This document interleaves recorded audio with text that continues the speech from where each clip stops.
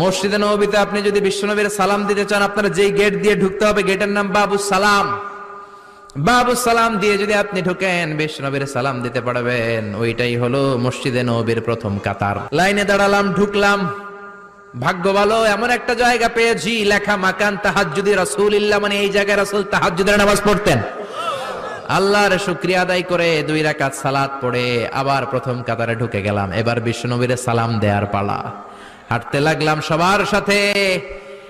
রাউদাতুম মিন রিয়াদিল জান্নার পরে ছোট্ট একটা জায়গা, এই জায়গায় সাইয়েদনা ঈসা আলাইহিস সালাম দুনিয়াতে আসার পরে, দাজ্জালকে হত্যা করার পরে 40 বছর দুনিয়াতে থাকার পর যখন ইন্তেকাল করবেন, বিশ্বনবীর বাম হাতের এই পাশের জায়গাটাতে ওনার সেখানে কবর দেয়া হবে।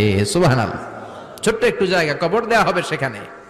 হাঁটতে লাগলাম, এরপরে বিশ্বনবীর কবর, লেখা মুহাম্মদ রাসূলুল্লাহ সাল্লাল্লাহু। যেই নবীর কথা ছোটবেলা থেকে এতদিন পড়লাম, যেই নবীর হাদিসগুলো শিখলাম, যেই নবীর জন্য আমরা দেহের তাজা রক্তটুকু বিলিয়ে দিতে পারি কি পারি না, ওই নবী নাকি এই জায়গায় শোয়া। কোন উম্মত এই কথাটা চিন্তা করে ধৈর্য ধারণ করতে পারে? নিজেকে সামলে রাখতে পারে না, বুক ফেটে কান্না আসে, চিৎকার দিয়ে নবীরে ডাকতে মনে চায়, কিন্তু ডাকা যাবে না, কারণ লেখা লা তারফাউ আসওয়াতাকুম ফাওকা সাউতিন নবী। খবরদার, এটা নবীর দরবার। নবীর দরবারে উঁচু গলায় বড় গলায় কোনো চিল্লা ফাল্লা বা আওয়াজ করা যাবে? দাঁড় দাঁড় করে মানুষ চোখের পানি ছাড়ে, চিৎকার করে কাঁদতে পারে না। বিশ্বনবীরে চিৎকার করে ডাকতে মন চায়, ডাক দিতে পারে না, চোখের পানি ছাড়ে। আর বিশ্বনবীর সালাম দেয়, সামনের দিকে হাঁটে।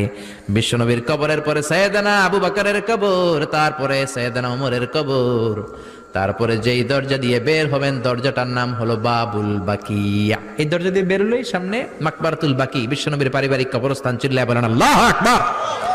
এজন্য লা তারফাউ আসওয়াতাকুম ফাওকা সাউতিন নবী, খবরদার, নবীর কণ্ঠের চাইতে যাতে তোমাদের কণ্ঠ বড় না হয়। নবীর দরবারে বেয়াদবের মতো